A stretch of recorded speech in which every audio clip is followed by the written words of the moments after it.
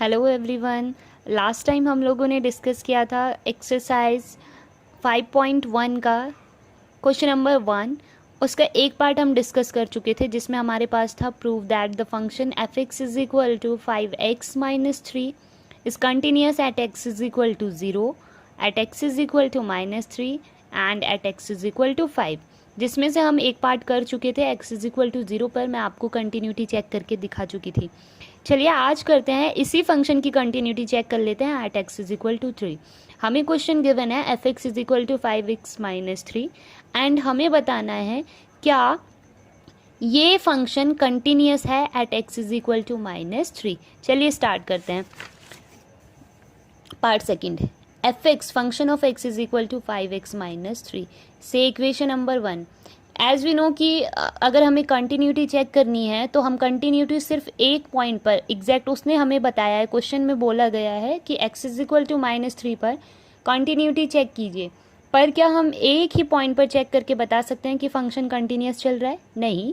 अगर हम graph draw करते हैं तो ग्राफ ड्रॉ करने के लिए हमें दो मिनिमम पॉइंट तो चाहिए ही होते हैं। तो इसीलिए कंटिन्यूटी चेक करने के लिए भी हम पॉइंट -3 पर हमें कंटिन्यूटी चेक करनी है। तो -3 पर तो हम कंटिन्यूटी चेक करेंगे ही, साथ के साथ हम -3 के लेफ्ट हैंड साइड, यानी अगर हम -3 में से कोई छोटी सी वैल्यू को माइनस कर दें तो हम लेफ्ट हैंड साइड पर पहुंच जाते हैं। तो हम left hand side and right hand side भी कंटिन्यूटी चेक करेंगे, क्योंकि कंटिन्यूटी का टेस्ट होता है अगर function of x is equal to left hand limit is equal to right hand limit then it is said to be continuous, otherwise it is discontinued. चलिए इसके लिए हम क्या करते हैं, at x is equal to -3 पर continuity check कर रहे हैं तो पहले पॉइंट की वैल्यू रख देते हैं हम। जो इक्वेशन नंबर 1 दिख रही है आपको, वहाँ पर जहाँ भी आपको x दिख रहा है कंटिन्यूटी चेक करने के लिए, जहाँ पर भी आपको x दिख रहा है वहाँ पर आप -3 पुट कर दीजिए। सो वी हैव f -3, यानी हम फंक्शन की वैल्यू -3 पर हम चेक कर रहे हैं, is equal to 5 as it is. x की वैल्यू हमने -3 पुट कर दी है and -3 as it is. Okay, चलिए f -3 रखने पर हमारे पास क्या आ रहा है, f -3 as it is, 5 3 15 with negative sign and -3 as it is. Negative और नेगेटिव पॉजिटिव हो जाता है बट साइन बड़ी डिजिट का आता है एंड बड़ी डिजिट 15 है, सो यहाँ पर आ जाएगा नेगेटिव ऑफ 18, क्योंकि 15 और 3 को हम अगर ऐड करते हैं तो हमारे पास नेगेटिव ऑफ 18 आ जाता है। ये तो हमारी फंक्शन ऑफ x की जो वैल्यू है वो at x is equal to -3 आई है। समझ लीजिए जैसे हमारे पास ये गिवन है point at x is equal to -3, तो अगर हमें इसके लेफ्ट हैंड साइड जाना होगा तो हमें कोई नंबर माइनस करना पड़ेगा। x में से कोई नंबर माइनस करेंगे देन हम लेफ्ट हैंड लिमिट निकाल पाएंगे। x में अगर कोई नंबर हम ऐड करेंगे तो हम राइट हैंड लिमिट निकाल पाएंगे। ओके, तो इसके लिए हमें कोई नंबर, कोई भी चीज़ हमें ऐड करके दिखानी है। सो हम स्टार्ट कर लेते हैं कि लेफ्ट हैंड लिमिट कैसे फाइंड करेंगे। लेफ्ट हैंड लिमिट के लिए भी हमारे पास function of x same given है, बट लेफ्ट हैंड लिमिट के लिए एक छोटा सा रूल होता है, function of x is equal to 5x-3 for left hand limit replacing x by x minus h। लेफ्ट हैंड लिमिट के लिए जहाँ पर आपका x है उसे हम x नहीं रख सकते, क्योंकि x की वैल्यू तो हमें पता है कि -3 है।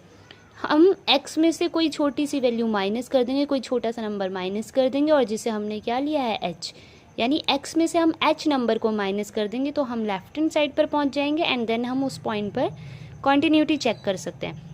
अब हमें पता है कि हम x की वैल्यू -3 पर नहीं चेक कर रहे हैं, -3 के नेगेटिव साइड पर चेक कर रहे हैं, इसलिए हमें आगे क्या लेके चलनी पड़ेगी, limit. Means limit x approaches -3 with negative sign, यानी -3 की नेगेटिव साइड पर हम कंटिन्यूटी चेक कर रहे हैं।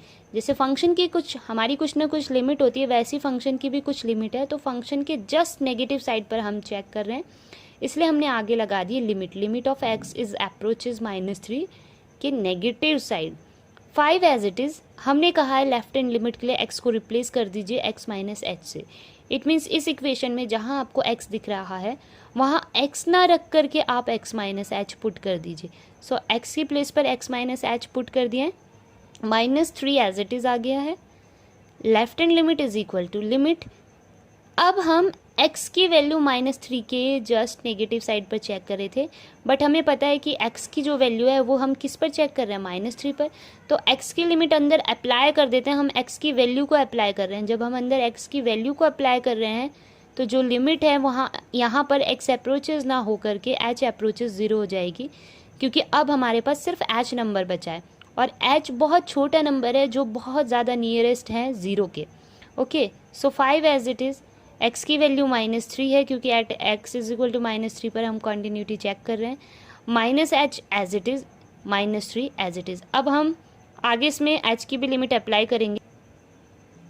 अब हम यहाँ नेक्स्ट रो में h की लिमिट को भी अप्लाई कर देंगे। h की लिमिट जब हम अप्लाई करेंगे तो हमारे पास अंदर कोई भी फंक्शन नहीं रहेगा, मीन्स कि जिसकी लिमिट है वो हम अप्लाई कर रहे हैं तो आगे से वो लिमिट हट जाएगी। That's why left hand limit as it is equal to 5 as it is -3। h हमने कहा है कि बहुत नियरेस्ट है h के, h जो है वो 0 के बहुत नियरेस्ट है, इसलिए h की प्लेस पर हम 0 पुट कर देंगे। -3 एज इट इज़ आ जाएगा। Left hand limit is equal to 5, -3 में से 0 जाएगा तो -3 ही रहेगा। Okay, and this -3 also as it is. Left hand limit is equal to 5 3 ज़ा 15 विद नेगेटिव -3, -15 -3 इज -18। ये निकली हमारी लेफ्ट हैंड लिमिट की वैल्यू। अब हम राइट हैंड लिमिट की बात करते हैं। चलिए राइट हैंड लिमिट के लिए देखते हैं। फंक्शन ऑफ x हमारे पास सिंपल है 5x - 3, but for right hand limit replacing x by x plus h। जब हमें राइट हैंड साइड पर जाना है तो x में हमें कुछ ऐड करना पड़ेगा, तभी हम थोड़ा आगे बढ़ेंगे। तो वो बहुत छोटा सा नंबर ऐड कर लेते हैं जिसकी वैल्यू h है, एंड h बहुत नियरेस्ट होगा किसके, 0 के। फॉर राइट हैंड लिमिट इसलिए लग रही है क्योंकि अब हम x की वैल्यू -3 पर नहीं चेक कर रहे हैं, -3 के पॉजिटिव साइड पर चेक कर रहे हैं, इसलिए हम लिमिट अप्लाई कर रहे हैं। So applying limit x approaches -3 with positive sign. ये पॉजिटिव साइन ये शो कर रहा है कि हम राइट हैंड साइड पर जा रहे हैं, आगे की ओर फॉरवर्ड डायरेक्शन में जा रहे हैं। 5 एज इट इज़। अब आपको जहाँ x दिख रहा है वहाँ पर x प्लस h रख दीजिए, क्योंकि x को रिप्लेस करना है x प्लस h से। सो हमने 5 एज इट इज़ कॉपी कर लिया है, x की प्लेस पर x plus h -3 as it is.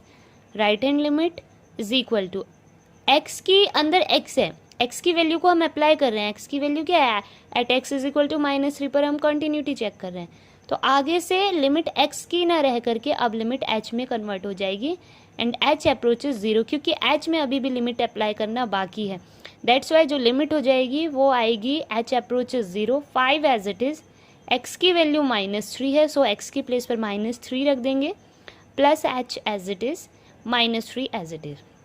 अब हमें पता है कि h भी अप्रोच कर रहा है 0, यानी h की लिमिट भी 0 के आसपास ही है, बहुत नियरेस्ट है 0 के, जिसको हम 0 ही रख सकते हैं। सो अप्लाइंग लिमिट, तो आगे से लिमिट हट जाएगी।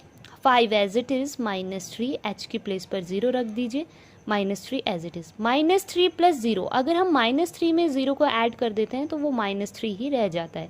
5 -3 -3, 5 3 are 15 with negative sign, -3, -15 -3 is -18।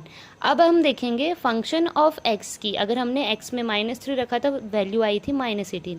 Left hand limit आई है हमारे पास -18, राइट हैंड लिमिट भी आई है हमारे पास -18।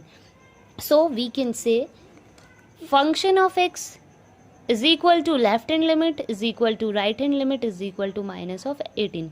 फंक्शन की वैल्यू भी -18 आई थी, लेफ्ट हैंड लिमिट भी -18 आया था, राइट हैंड लिमिट भी -18 आया था।